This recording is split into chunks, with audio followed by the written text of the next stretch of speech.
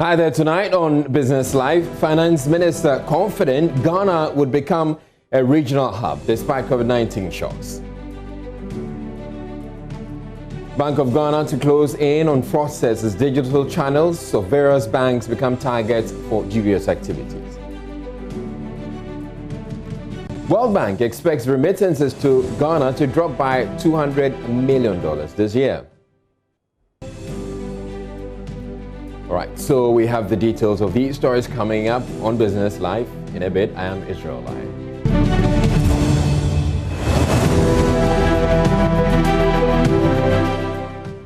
The primary focus of the Bank of Ghana moving into next year will be to close in on fraudsters within the financial services. This was disclosed by Head of Research at the Bank of Ghana, Philip Otu, at the ongoing Ghana Economic Forum. According to him, the central bank is taking note of the rising fraud ongoing on digital channels of various banks and is advancing regulations for the sector. Rising cyber fraud on many banking platforms can be attributed to the outbreak of COVID-19, which forced many to use digital channels for transaction. According to the head of research at the Bank of Ghana, Philip Otu, the central bank has begun initiatives to safeguard the financial sector space. He believes this will make the financial sector resilient post-COVID-19. We keep getting the reports, and I think the focus going forward will be to develop these early warning signals to try and mitigate these pressures that are coming on the digital platforms. There's a lot of activity going on the digital platforms, and our primary focus is to fight these things at this early stage. Meanwhile, economist Professor Godfrey Bogbin has reiterated the call for special attention on the financial technology space as part of measures in building resilience in the economy. Regulatory point of view, and then the participant, we need to invest appropriately to ensure that we build resilience from that perspective as well. Because as we are scaling up in terms of digital adoption and all of that, if we don't put in place the right infrastructure, in terms of security, data security and all of that, then it is possible that a lot of crime could be committed and we could lose a lot of money from that perspective. But I think overall, I expect that the regulatory bodies, Bank of Ghana, National Insurance Commission, Securities and Exchange Commission, National Pension Regulatory Authority, they all contribute to make sure that we are able to build. Unfortunately, we don't have the other regulators here, so all the questions tend to go to Bank of Ghana, but it doesn't depend on Bank of Ghana alone to build a kind of resilience we are talking about within the financial market. The other regulatory bodies play a key role. The theme for this year's forum is resetting the economy beyond COVID-19, building economic resilience and self-sufficiency. Ebenezer Sabotage report.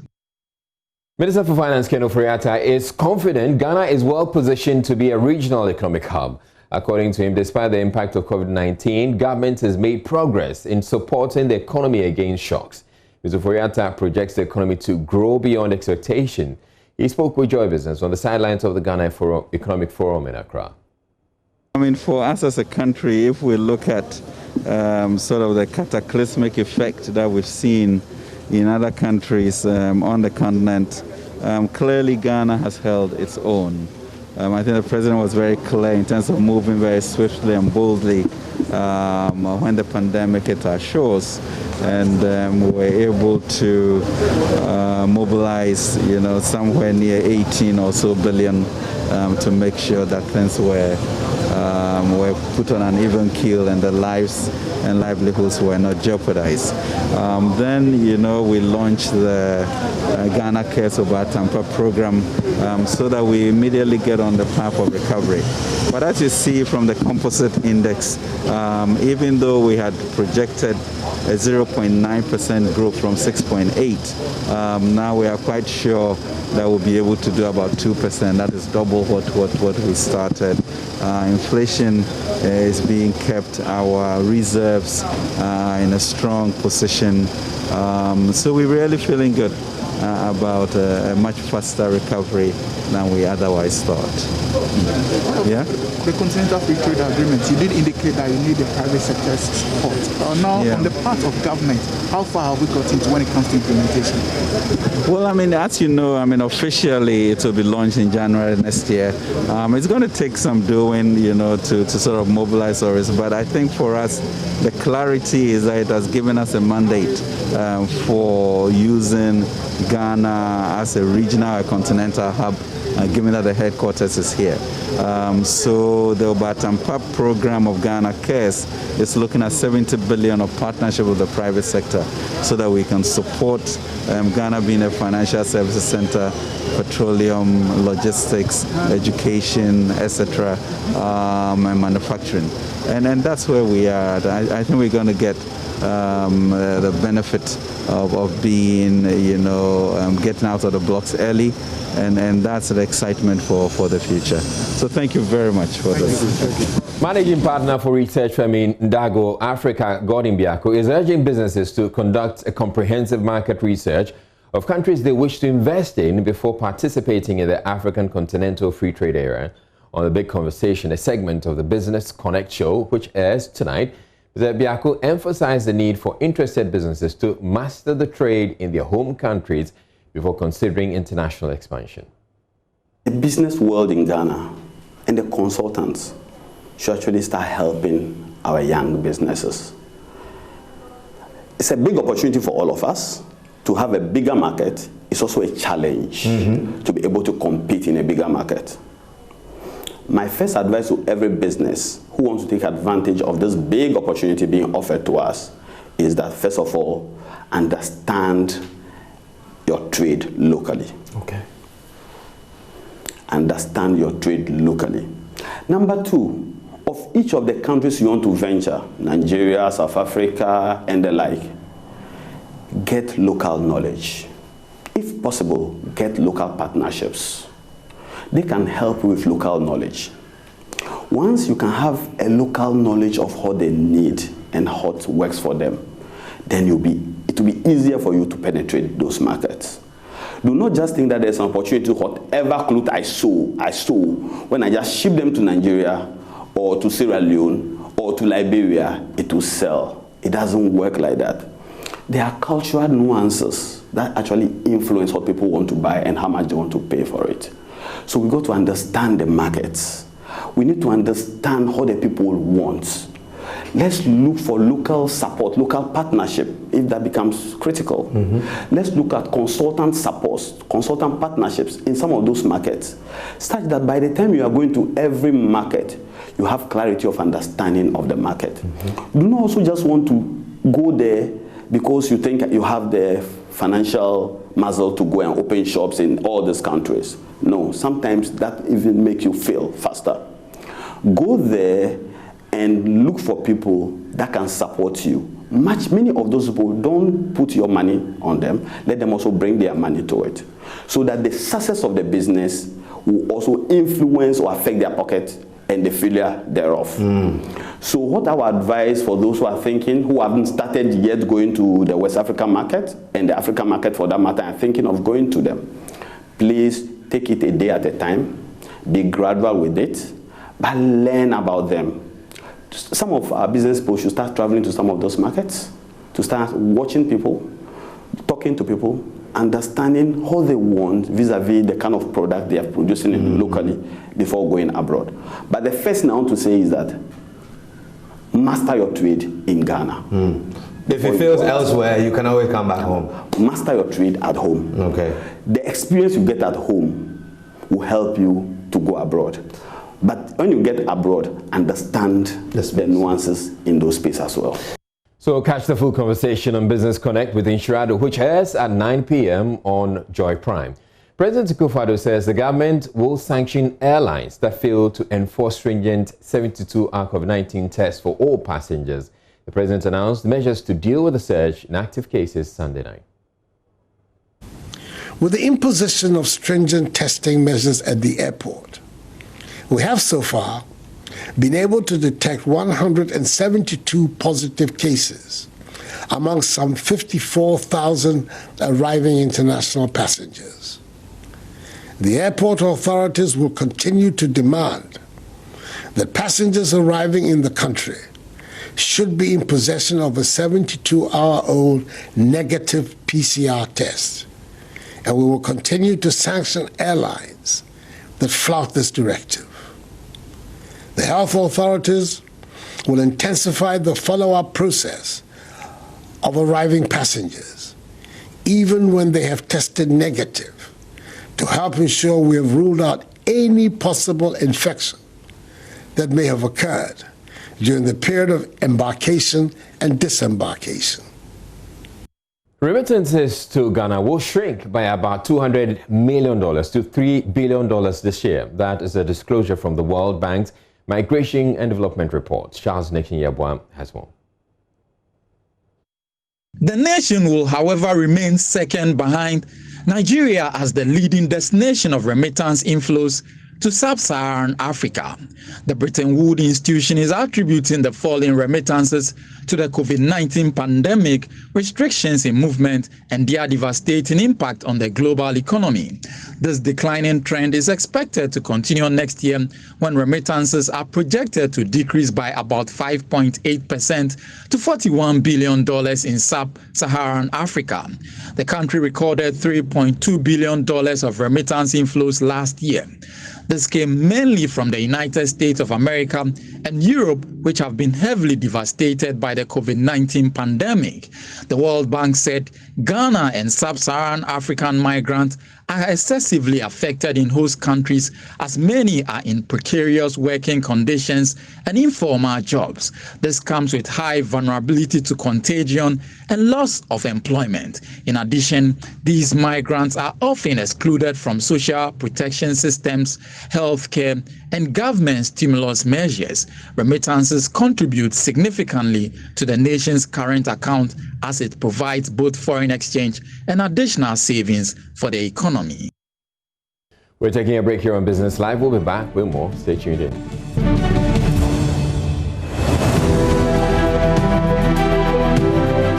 The National Food Buffer Stock Company says it has oversupplied food to secondary schools owing to the Planting for Food and Jobs program and its warehousing system. So far, over 52 warehouses have been delivered to the National Buffer Stock for storage. Here is Chief Executive Officer Hanan Abdul Wahab. For emphasis, let me state again that there has never been a time that there has been shortage of food in public senior high school since Buffer Stock took over the supply of the food items. On the contrary, we have had to deal with the issues of some schools not having enough space to receive all of their food items for a particular semester. And let me state that there has never been a situation where schools had to close down due to absence of food as it used to be prior to 2017 September. We have resolved that we are going to issue them a 1 year, that's an academic year license, not just semester-based, academic year license, and to be given at least a month before the commencement of the academic year so that they can plan and then get their stock. And we also find them the storage facility, because now that we are building a one district, one warehouse, so far a total of 80 number warehouses have been awarded and 52 are ready for use across the country. The National Cargo and Haulage Transport Union in the northern region is kicking against what it describes as extortion barriers mounted by the police from Kumasi to Tamale. According to the transporters, there are about 53 checkpoints between Kumasi and Tamale alone. They have appealed to the Inspector General of Police to intervene. Here is Martina Bugri's report. The owners, drivers and driver mates, as well as their loading boys, halted work for over an hour in a silent protest. Then they briefed the press on challenges they go through on the highway. Mohammed Hafiz, who read the speech on behalf of the regional chairman of the two unions, raised concerns of alleged extortions, harassment, and arbitrary arrest. The Motor Traffic and Transport Department, this is a concern and an issue directed to them. At the emergence of the COVID-19 pandemic, it is on record that the Inspector General of Police issued a directive that all roads that was blocked should be removed with immediate effect. The National Cargo Transport Drivers Union and Haulage Drivers Union Association, we are not opposed to the roadblocks by the police per se. It is meant to check certain crimes by errant drivers and other road users. However, the police are most at times overzealous in performing their duties. They harass and intimidate our drivers, especially the cargo drivers. Our drivers are sometimes handcuffed like common criminals, for just minor offenses and sometimes not even a trump-up charge. There are as many as 53 roadblocks between Ashanti region and the northern region. Our drivers are harassed and intimidated at each of the roadblocks, but from Kumasi to Accra, our drivers does not face such challenges. Mr. Inspector General of Police, we cannot remember you giving contrary directives regarding the removal of the roadblocks. The roadblocks are back and they are more intimidating than before. Our union want to know from the high office of the chief of the country why roadblocks are still mounted despite your directive for their removal. He also raised concerns about axle weighing charges on foodstuff and overcharging without measuring of load by the Ghana Highway Authority. I mean, the weighing of vehicles is another concern we are putting across today. We understand and appreciate the wisdom behind the introduction of the axle weighing of vehicles. That is to maintain and increase the lifespan of our major highway roads, which are being overstretched by heavy duty and long cargo carrying vehicles. We are worried and hereby express our displeasure at the way and manner in which our drivers are treated by the operators or managers of this system. It is a well-known fact that vehicles carrying foodstuffs like rice, maize, millet, beans are exempted from paying fees whenever they get to the weighing point. We are happy that our drivers who at one time or the other happen to be carrying such items are made to go through the weighing system and made to pay. This is another point that emphasis needs to be taken on. The other unpleasant and humiliating treatment our drivers receive are fines and charges we are made to pay without giving them opportunity to view the way of the cargo they are carrying. The National Board for Small-Scale Industries, NBSSI, says it is on course with plans to formalize the operations of small and medium-scale enterprises through digital means. Speaking at the second edition of the 2020 Ghana Women Entrepreneurship Summit, the Executive Director of NBSSI, Koshi Yankee, indicated that some funds have been secured for about 500 MSMEs to help move their startups onto digital platforms. Ghana Women Entrepreneurship Summit brought together key stakeholders in the small and medium-scale enterprise industry. Speaking at the event, Executive Director of NBSSI, Kosi Yankee Aye, stated that the CAP Business Support Scheme has supported about 200,000 businesses, with 70% of them being women. To date, the CAP Business Support has given support to over 200,000 beneficiaries. 70% of them are women. Digitalization of MSMEs is key, and if you look at it, even at NBSSI and under the new Ghana Enterprises Agency, there's a key to digitalize even this new Enterprises Agency. Why? Without digitalization, you can't move forward. As we walk through here, you ask people questions, they said, I'm selling. Where are you selling?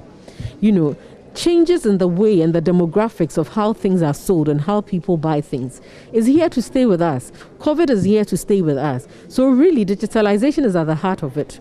In our last conversation, I think we mentioned that in our partnership, our new partnership with GIZ, this week we would actually sign and complete the MOU. We've got access to financial support to be able to transform 500 MSMEs, to give them access to digitalization tools, to build their capacity and build them. Deputy Minister of Trade and Industry, Robert Ahumkan Lindsay, tells the media that the passage of the Ghana Enterprise Agency Bill will establish a fund scheme to support micro, small and medium-sized enterprises. A key aspect of that is a fund. So the new agency, Ghana Enterprises Agency, will have the mandate to create a fund, to put together a fund that will be targeted towards the support of the MSMEs. We're not yet at the stage where we start talking about how much money is going to be involved, but what I would say is that look at what it is that we're doing right now.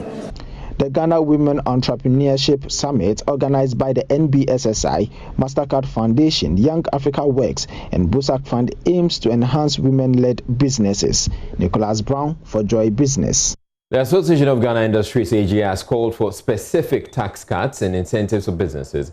A business research assessing the impact of COVID-19 on businesses shows that 81 large businesses across the country will only be able to recover from the impact of the virus in June 2021.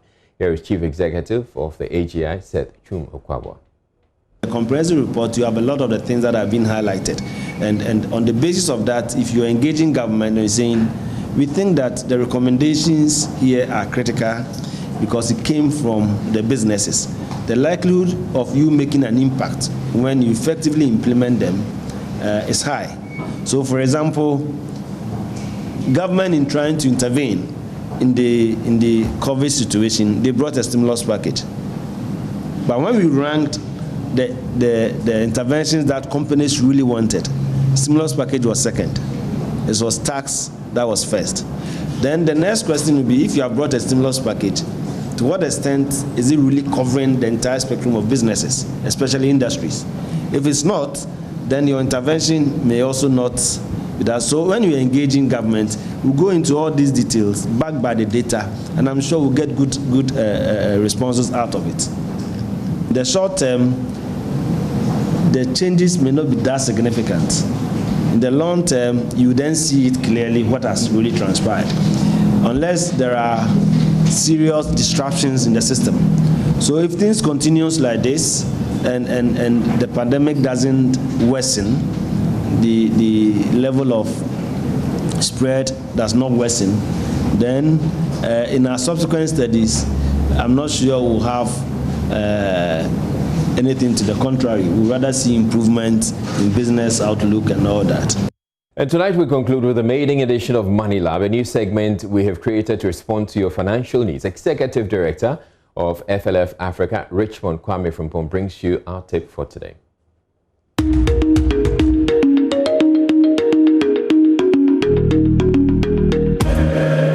On today's edition of Money Lab, we would like to take a microscopic look at emergency accounts. An emergency account is any account that has the ability to take care of any urgent situation that will require financial resolution. Advisedly, an emergency account should be able to take at least 6 months of your regular monthly income, so that in case there's an emergency, good or bad, you'll be able to fall on this account to take care of your most urgent needs without having to fall on loans or even to borrow from family and friends. So it's important to have an emergency account that is not equal to your regular expense account, so that you are able to take care of urgent needs in order not to just clear all your lifetime savings or investments. So get an emergency account as soon as possible. In case you are still unsure about what to do to get an emergency account, join us tomorrow on Money Lab and we'll walk you through how to create an emergency account.